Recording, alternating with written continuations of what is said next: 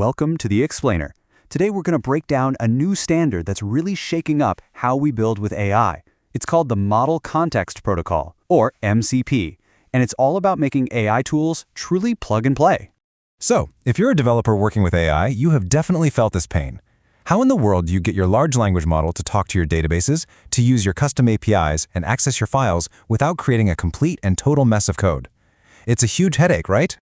You see, the old way is this tangled web of custom integrations for every single tool. It's brittle, it breaks easily, and it's a nightmare to scale. But this new standard, the Model Context Protocol, is a real game changer. It creates a super clean, standard interface where tools just plug right in. So let's dive into how this actually works. All right, so before we can really appreciate the solution, we've got to understand the problem we're trying to solve. Let's take a closer look at what I'm calling the multi-tool integration mess. Here's the core issue. Every single time you want your AI to use a new tool, you have to sit down and write very specific one-off code just to connect them. So you want it to check the weather? Okay, that's one custom integration. Now you want it to query your product database? Well, that's a completely different one. And you can see where this is going, right? These problems just pile up. You end up with these tightly coupled systems where your AI logic and your tool logic are all tangled together. The code becomes fragile, a real pain to maintain, and forget about adding new tools or swapping one out. It just doesn't scale. Okay, so that's the mess. How do we clean it up? Well, the solution lies in the Model Context Protocol. The best way to think of MCP is like a universal adapter for your AI. Seriously, it's an open standard that creates a common language for how an LLM can find, call, and use any external tool.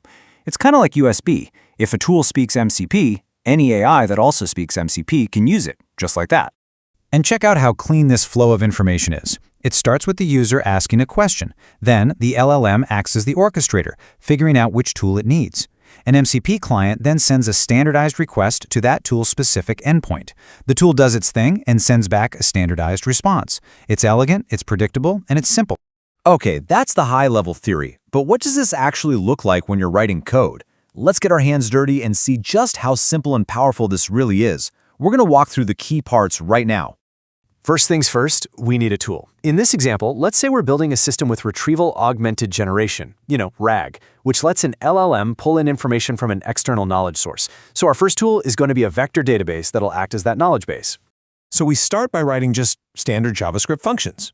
Using a library like ChromaDB, which is built for this kind of AI work, we create simple functions to add and query documents. And that's it.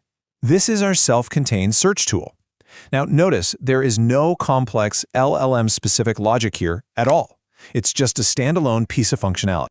Okay, so we've got our functions. Now how does the LLM actually get to them? Well, we need to expose them to the network using a simple server. This is where we turn those functions into network-accessible tools. Using a lightweight framework like Express.js in Node, we can spin up a server really fast and define an API endpoint for each tool. For instance, a post request to /tool/search will trigger our query docs function. Now, architecturally, this is huge because it decouples the tool's logic from the AI, making it a standalone service. Each endpoint is now a plug the AI can use. The server is up and running, but the LLM is still clueless about what tools it has access to. Now we need to give it a menu. And this next step right here is absolutely critical for the AI's ability to reason.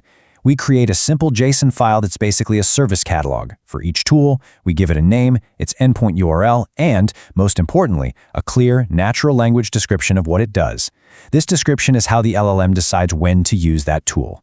You're essentially writing a little user manual for the AI. All right, finally, let's tie it all together.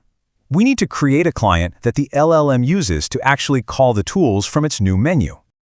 The key concept here is abstraction. The main LLM agent is like the boss. It just decides which tool to use. Then it passes that instruction to the MCP client, which handles the actual standardized network call.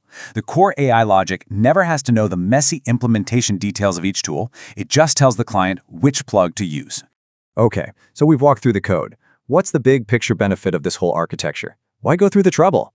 And this is it, right here. This is the payoff. We move from that brittle, tangled mess to a clean, super scalable system. Instead of painful custom integrations for every little thing, we get plug-and-play tools. Want to add a new capability? It's as simple as adding a new function, a new endpoint, and one more entry in our JSON menu. This makes our whole system modular and ready to scale. Let's bring this home. How can you actually take this architecture and use it to build powerful, real-world applications? I mean, the applications here are vast. You can build powerful internal copilots for your company that can query documents and databases, or developer tools that check code and APIs, or even sophisticated personal assistants that can manage your calendar, your files, and your email, all using the same clean tool architecture. And before you jump into building, here are a few crucial pro tips. First, limit the number of tool calls so your AI doesn't get stuck in a loop. Add timeouts and retry logic to make it robust against network issues. And most importantly, log every single tool interaction. Trust me, that log data is absolute gold when you're trying to debug what's going on. You see, the MCP standard isn't just some technical specification. It's an architectural shift. It's a whole new way of thinking about building powerful, modular, and truly scalable AI applications. It basically turns tools into simple, interchangeable building blocks.